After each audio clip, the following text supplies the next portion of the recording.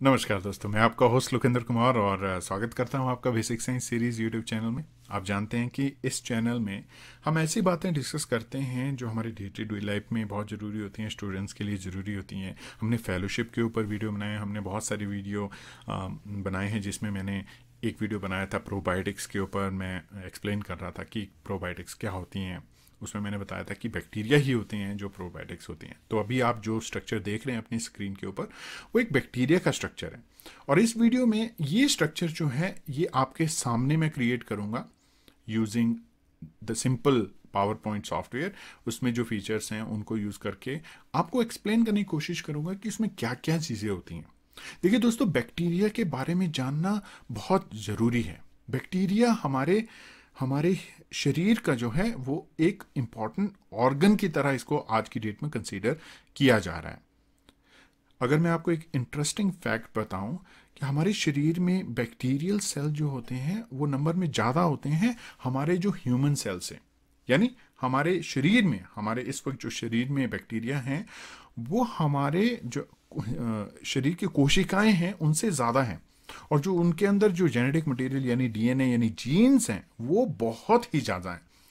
तो इसमें मैं कहूँ कि अगर आप मोर देन 50% बैक्टीरिया हैं तो वो गलत नहीं होगा। यानी आप कम ह्यूमन हैं और ज़्यादा बैक्टीरिया हैं, यानी आपके शरीर में बैक्टीरिया की जो मात्रा है वो बहुत ज़्यादा है। अगर हम सेल्स की बात करें तो इनके बारे में जानना बहुत ज़रूरी है। प्रोबायोटिक्स में मैंने उस वीडियो में मैंने कवर करने की कोशिश की थी, उसके जो फंक्शंस होते हैं प्रोबायोटिक्स के क्या रहते हैं, कितना बेनिफिशियल होता है हमारा इंटेस्टाइनल माइक्रोफ्लोरा जो हमारे बॉडी के लिए होता है। और मैंने एक वीडियो में डिस्कस किया था कि एंटी माइक्रोबियल रेजिस्टेंस जो है वो कैसे डेवलप होता है।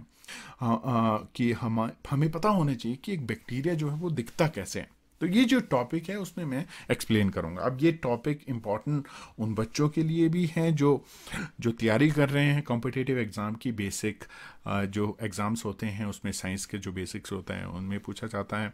और जो माइक्रोबायोलॉजी के स्टूडेंट हैं उनके लिए तो बहुत ज़रूरी है ही है, उनके लिए तो रिवीजन हो जाएगा। और बीच में जो क्या करता हूँ मैं कि इम्पॉर्टेंट जो ऑर्गन्स हैं उनकी फंक्शंस भी डिस्कस कर लेता हूँ, तो ये भी उनके लिए ज़रूरी होगा। और ये वीडियो जो है वो हिंदी में बना रहा हूँ मैं, ताकि आपको जो कॉम्प्लेक्स साइंस जो होती है वो उसकी जो इन्फॉर्मेशन है वो आसानी से आप लोगों तक पहुंच सके। ये बहुत ज़रूरी है दोस्तों, क्योंकि जिन लोगों ने साइंस नहीं पढ़ी होती है उन लोगों को इनके बारे में इंफॉर्मेशन होती ही नहीं है। उनको जो है उस चीज़ की इंफॉर्मेशन नहीं मिल पाती है कि एक्चुअली में जो हमारे शरीर में जो चीज़ें घट रही हैं या बहुत सारी चीज़ें हो रही हैं उनके बारे में इंफॉर्मेशन उनको नहीं मिल पाती है। तो इस वीडियो के माध्यम से मैं आपको बताने की कोशिश करूँगा बैक्टीरिया के स्ट्रक्चर के बारे में फ़िलहाल इस वीडियो में, और उसके जो अलग अलग कंपोनेंट्स होती हैं वो भी हम डिस्कस करेंगे। तो उम्मीद है दोस्तों कि आपको एक इन्फॉर्मेशन मिलेगी, आपकी जो है नॉलेज जो है वो बढ़ेगी और आपको इससे आपकी स्टडीज़ में भी हेल्प होगी। तो आइए दोस्तों लेक्चर शुरू करते हैं।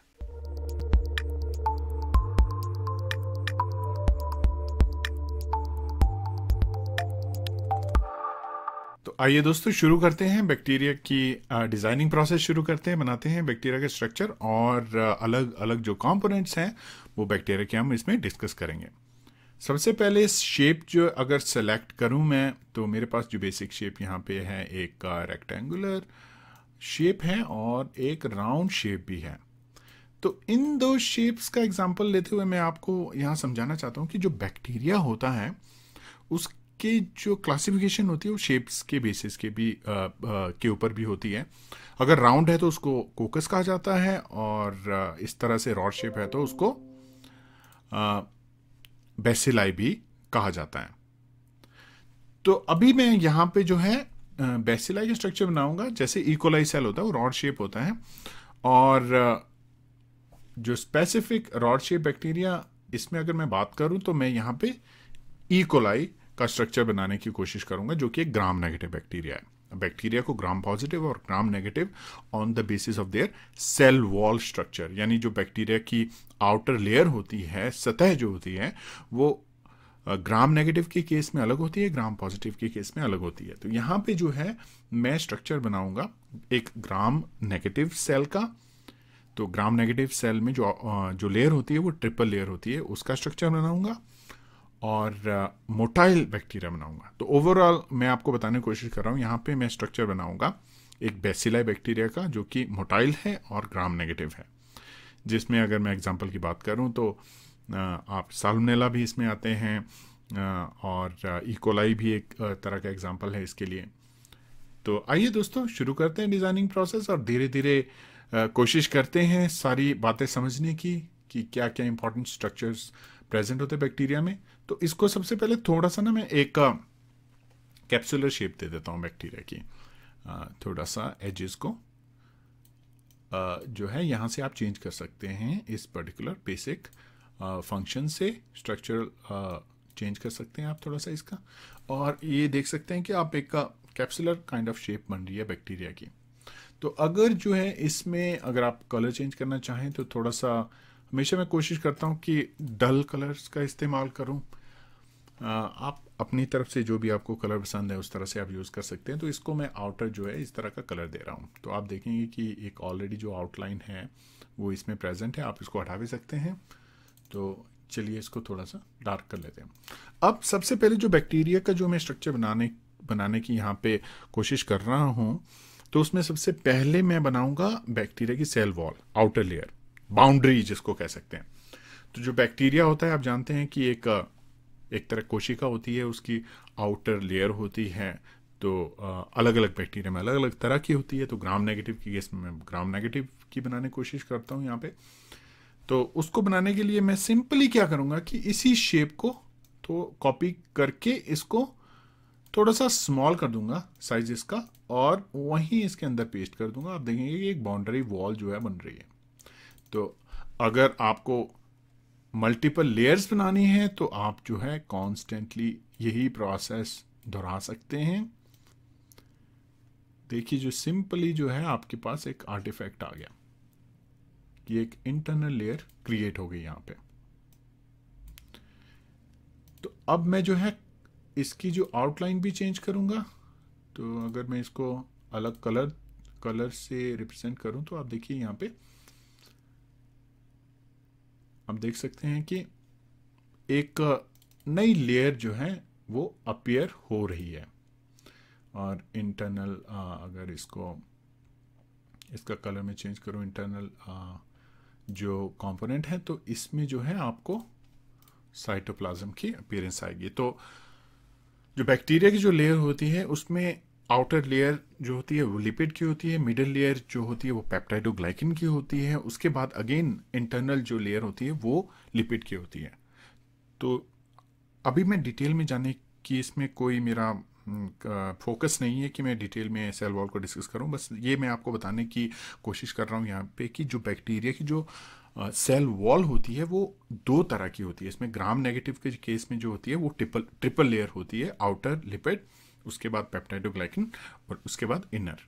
तो अब यहाँ पे आउटर तो हमारी ये लेयर अगर हम इसको एक तरह से डेजिग्नेट करें तो ये होगी। उसके बाद पेप्टाइडोग्लाइकन की लेयर आ गई जो ऑरेंज कलर की है। उसके बाद एक और लेयर हमें जो है वो बनानी पड़ेगी ताकि जो है इसको थोड़ा ट्रिपल लेयर जो है वो फील आ सके। तो इसमें मैं थोड़ा सा इसका कलर चेंज कर लेता हूँ। यहाँ पे इसको थोड़ा सा डार्क ग्रीन दे रहा हूँ मैं कलर।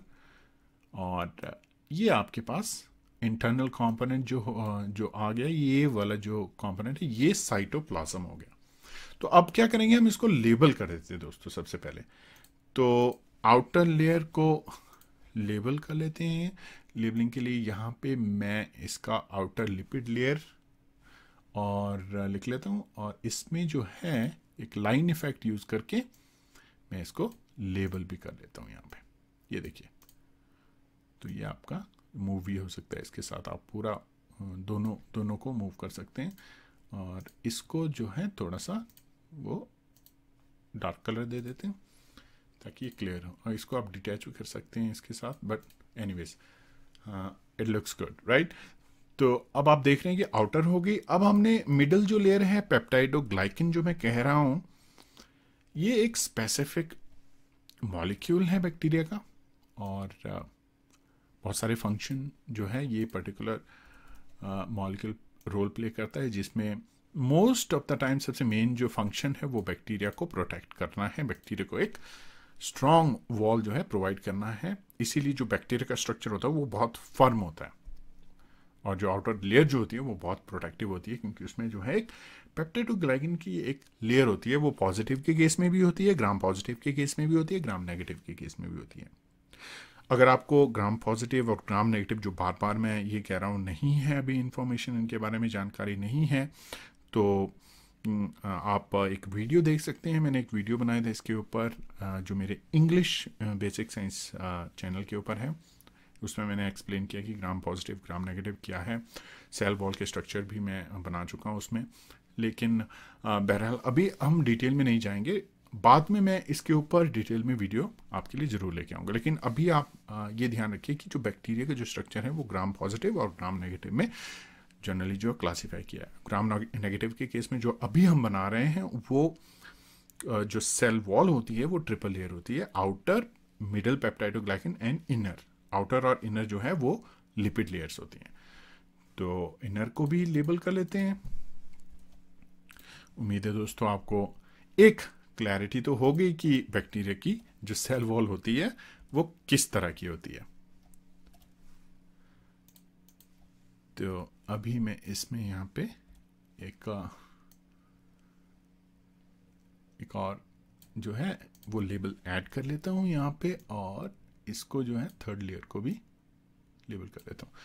तो अब देखिए तीनों स्ट्रक्चर लेबल हो गए हमारे। और इंटरनल जो कंपार्टमेंट है, ये जो आप देख रहे हैं थोड़ा सा येलो जो कलर का अपार्टमेंट है, ये जो अपार्टमेंट होता है ये साइटोप्लाज्म होता है। ये जेली लाइक अपार्टमेंट होता है, जिसमें सारे जो मेन फंक्शन होते हैं ना सेल के, की प्रोटीन बनाना है, अलग अलग प्रोसेसेस हैं, वेस्ट प्रोडक्ट जनरेट हो रहे हैं, एनर्जी जनरेट हो रही है, एनर्जी कंज्यूम हो रही है, वो सारे प्रोसेसेस जो हैं इस कंपोनेंट में होते हैं, ये वाले में।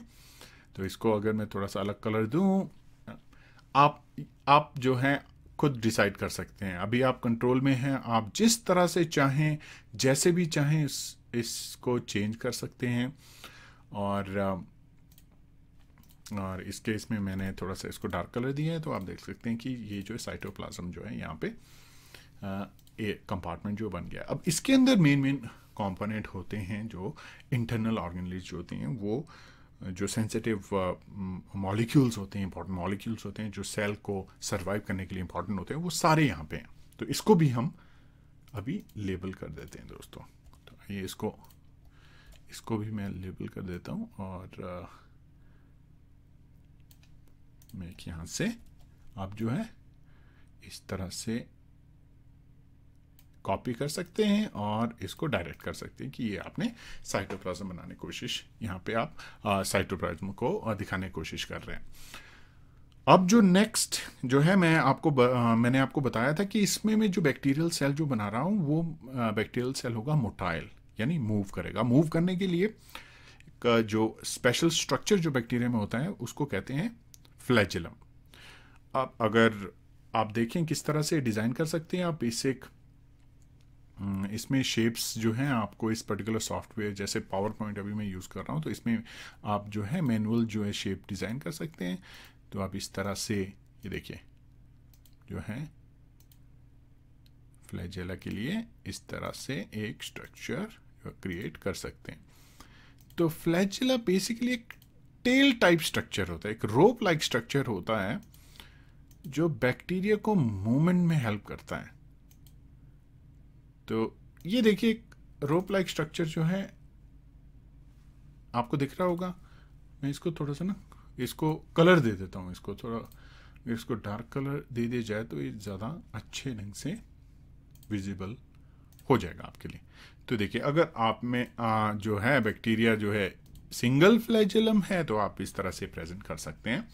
अगर मल्टीपल फ्लैजिलेट बैक्टीरिया है तो इसमें मेरे पास ऑलरेडी मैंने फ्लैजिलेट स्ट्रक्चर डिज़ाइन किए थे, उनको मैं डायरेक्टली जो यूज़ कर सकता हूँ। तो देखिए थोड़ा सा इसको अपीयरेंस दे देते हैं एडिशनल फ्लैजिला इसमें ऐड करके। तो यहाँ पे तीन स्ट्रक्चर, तीन फ्लैजेलर स्ट्रक्चर जो है बैक्टीरिया में आपको दिख रहे हैं। तो ये जो स्ट्रक्चर है बैक्टीरिया को बेसिकली मूव करने में हेल्प करेंगे from one place to another, right. और इन स्ट्रक्चर को क्या, इन स्ट्रक्चर्स जो होते हैं, ये स्ट्रक्चर्स जो हैं इनको क्या कहा जाता है, इनको कहा जाता है फ्लैजेलम।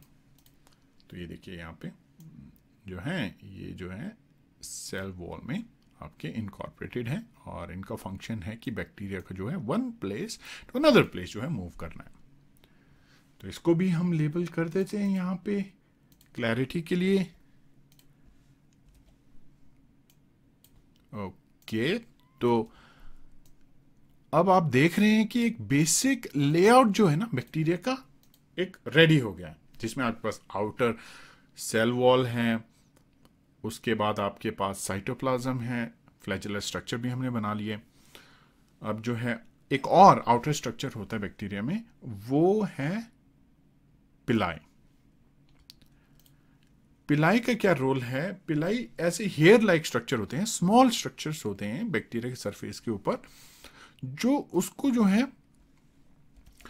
हेल्प करते हैं, जैसे अटैचमेंट में हेल्प करते हैं। ये देखिए हेयर लाइक स्ट्रक्चर यहाँ पे मैं एक बना रहा हूँ, इस तरह से जो है वो सरफेस के साथ अटैच्ड होंगे वो, और बैक्टीरिया को जो है वो हेल्प करेंगे अटैचमेंट में। दूसरा इनका फंक्शन होता है कि ये बैक्टीरिया को जो है जो इसमें बैक्टीरिया में जेनेटिक मटेरियल होता है, जैसे प्लाज्मिड्स होते हैं, उनको ट्रांसफ़र करने में भी हेल्प करते हैं, कनेक्शन बनाने में हेल्प करते हैं दूसरे बैक्टीरिया के साथ। और बहुत इंपॉर्टेंट स्ट्रक्चर होता है ये बैक्टीरिया का, बहुत स्मॉल स्ट्रक्चर होता है सरफेस के ऊपर। तो आप देख रहे हैं कि मैं थोड़ा सा इसको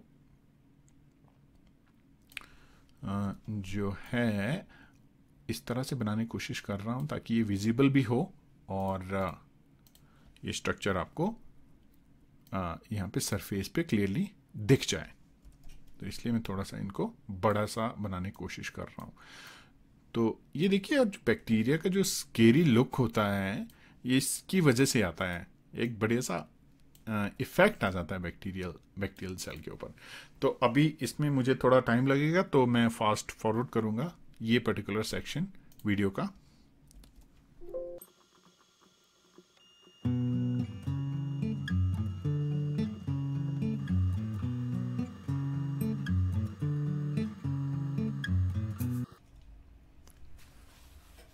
तो ये देखिए दोस्तों, आउटर जो पिलाई स्ट्रक्चर हैं वो मैं बना चुका हूँ। इनको थोड़ा बनाने के लिए पेशेंस चाहिए। आप देख सकते हैं कि थोड़ा सा मैंने साइज़ में डिफरेंस रखा हुआ है। यूजुअली जो है उनके साइज़ में ज़्यादा डिफरेंस नहीं होता है, ये सिर्फ उसको जो है नज़दीक वाले जो पिलाई और दूर वाले जो पिलाई उनको थोड़ा सा आर्टिफैक्ट देने के लिए मैंने ये जो है इस तरह से डिज़ाइन किया है प्रोसेस इसमें। तो ये हो गया आपका जो है जो आउटर सरफेस है उसके ऊपर जो स्ट्रक्चर्स हैं, हेयर लाइक स्ट्रक्चर जो बैक्टीरिया के सरफेस के ऊपर होते हैं, पिलाई जिनको कहा जाता है, उनको लेबल कर लेते हैं दोस्तों पहले ना। आइए इसको पिलाई को लेबल कर देते हैं और इसकी लेबलिंग के लिए मैं यहाँ पे इसमें इसी को कॉपी करके यहाँ पे मेंशन कर देता हूँ।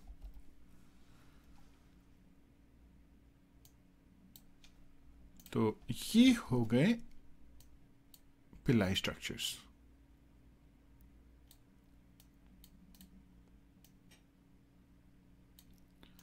जो बैक्टीरिया के सरफेस के ऊपर होते हैं। फंक्शन में आपको बताया मैंने कि इनका जो फंक्शन होता है वो अटैचमेंट में होता है, और दूसरा जो फंक्शन होता है वो बैक्टीरिया को जो कई बार जेनेटिक मटेरियल जो होता है ट्रांसफ़र करना होता है one cell to another cell, उसमें भी एक अटैचमेंट प्रोसेस में ये बहुत इंपॉर्टेंट रोल प्ले करते हैं।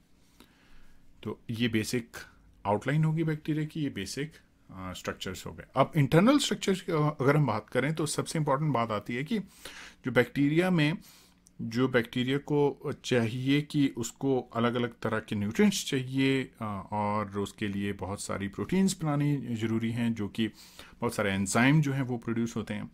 ये सारी जो चीज़ें होती हैं वो प्रोटीन मॉलिक्यूल जो बनते हैं वो बनते हैं राइबोसोम से। राइबोसोम जो होती हैं वो प्रोटीन फैक्ट्रीज होती हैं बैक्टीरिया की। तो राइबोसोम्स का स्ट्रक्चर वैसे यूनिक होता है, लेकिन यहाँ पे मैं उनको स्फेरिकल स्ट्रक्चर से रिप्रेजेंट करने की कोशिश करूँगा। जस्ट एक स्मॉल स्फीयर बनाऊँगा और ये हमारे राइबोसोम्स जो है ये रिप्रेजेंट कर रहा है ये पर्टिकुलर जो स्ट्रक्चर है। तो इसको जो है डिस्ट्रीब्यूट करूँगा मैं थ्रू आउट द सेल, क्योंकि बहुत सारे राइबोसोम्स बैक्टीरिया में होते हैं।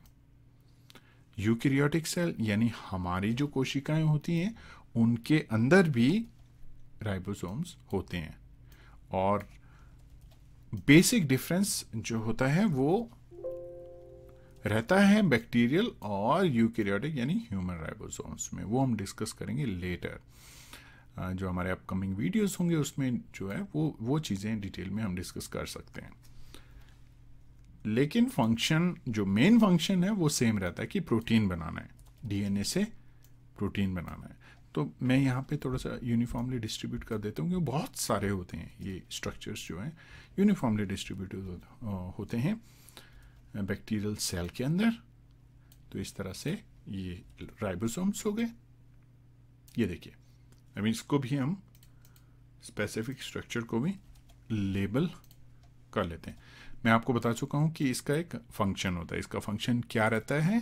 फंक्शन इसका रहता है कि बैक्टीरिया को जो है प्रोटीन्स की जो ज़रूरत होती है वो राइबोसोम्स पूरी करते हैं। राइबोसोम्स इंफॉर्मेशन लेते हैं डीएनए से और प्रोटीन बनाते हैं। अब डीएनए से इंफॉर्मेशन लेते हैं तो डीएनए भी ज़रूरी है बैक्टीरिया के अंदर होना। तो बैक्टीरिया का जो जेनेटिक मटेरियल होता है वो डीएनए होता है, उसको न्यूक्लियोइड भी कहते हैं। ये देखिए, मैं ऑलरेडी इसका स्ट्रक्चर जो है डिज़ाइन कर चुका था। तो एक बैक्टीरिया का जो डीएनए है वो आप देख रहे हैं सेंटर में। बैक्टीरिया का जो डीएनए, हम जानते हैं कि जो बैक्टीरियल डीएनए है वो एक स्ट्रैंड के शेप में होता है।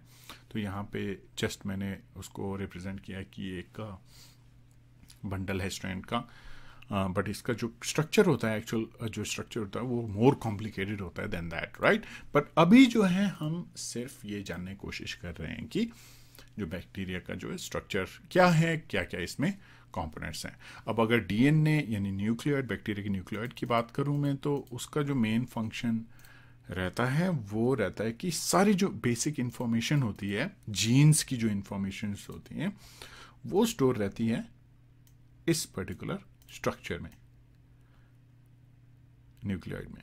मैं इसको मूव कर देता हूँ यहाँ पे थोड़ा सा, ताकि कोई और स्ट्रक्चर जो है इसके नज़दीक ना आए, ताकि ये इजीली जो है विजिबल हो। तो आप देख सकते हैं यहाँ पे राइबोसोम्स हम बना चुके हैं, न्यूक्लियोइड हम बना चुके हैं, और राउटर सरफेस स्ट्रक्चर हम बना चुके हैं। सारी हम जो है ये ऑर्गेनेल्स डिस्कस भी कर चुके हैं।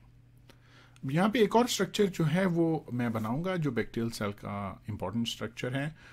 वो होता है कि कई बारी इसमें एडिशनल एक्स्ट्रा सेलुलर डीएनए जो होता है वो भी प्रेजेंट होता है। तो ये एक्स्ट्रा सेलुलर डीएनए जो होता है इसको हम प्लाज्मिड भी कहते हैं। पहले मैं इसको थोड़ा सा डिजाइन कर लूं, उसके बाद इसका फंक्शन डिस्कस करते हैं। तो एक्स्ट्रा सेलुलर डीएनए है ये सर्कुलर पीस ऑफ डीएनए आपके जो साइटोप्लाज्म में, बैक्टीरिया के साइटोप्लाज्म में प्रेजेंट होता है। तो सर्कुलर मैं इसको इसलिए नहीं दे रहा हूं कि एक्चुअल में इसकी शेप जो होती है पूरी तरह सर्कुलर नहीं होती है। ये कॉइल्ड फॉर्म में प्रेजेंट होता है, अलग अलग तरह के शेप्स में प्रेजेंट होता है, सुपर कॉइल्ड, कॉइल्ड। इसको प्लाज्मिड कहा जाता है। प्लाज्मिड का जो मेन फंक्शन होता है कि इसमें जो है इंपॉर्टेंट जीन्स, जैसे एंटी माइक्रोबियल रेजिस्टेंस जो है जीन्स होते हैं।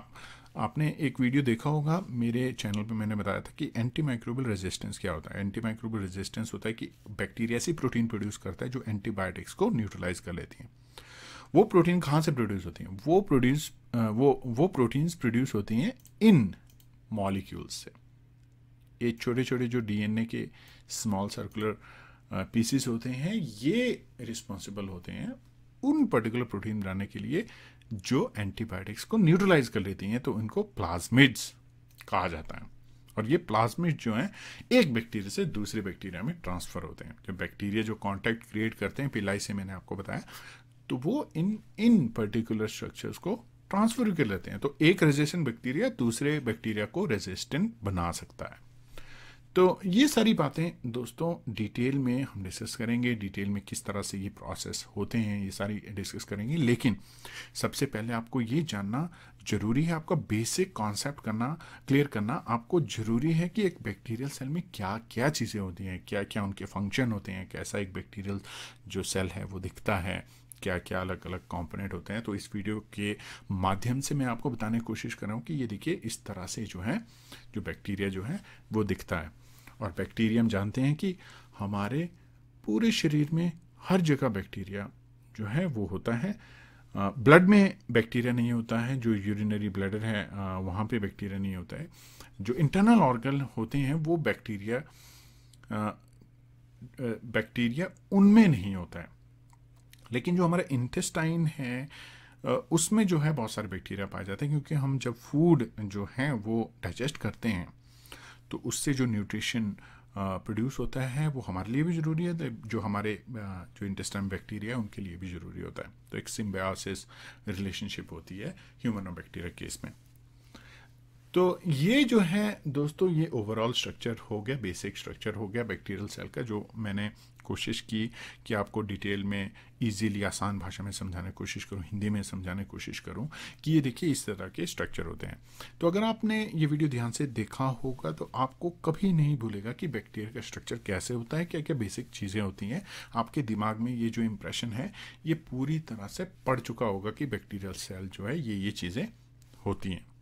तो इस तरह से जो है हम और भी टॉपिक डिस्कस करेंगे, इस तरह से हम मोर कॉम्प्लेक्स टॉपिक्स जो हैं वो डिस्कस करेंगे, सेलुलर सिग्नलिंग डिस्कस करने की कोशिश करेंगे, जो कि ऐसे इंपॉर्टेंट टॉपिक होते हैं जो रिसर्च में भी इंपॉर्टेंट होते हैं, डे टू डे लाइफ में भी बहुत सारी चीज़ें उनमें हम सीखने को मिलती हैं। जैसे आज की डेट में कोविड-19 की वजह से सब लोगों को पता है कि वायरस जो है किस तरह से इन्फेक्ट करता है एक ह्यूमन सेल को। हालांकि डिटेल पता नहीं होती है, लेकिन उनको ये पता होता है कि कहाँ जो है उसका पोर्टल ऑफ एंट्री है, किस तरह से एंट्री होती है और किस तरह से इम्यून जनरेशन होती है। तो ये सारी चीज़ें अगर हमें पता होंगी तो ये हमारे लिए ज़रूरी होंगी और हम जो है अपने आप को अच्छे ढंग से इन पर्टिकुलर ऑर्गेनिज्म से बचा सकते हैं।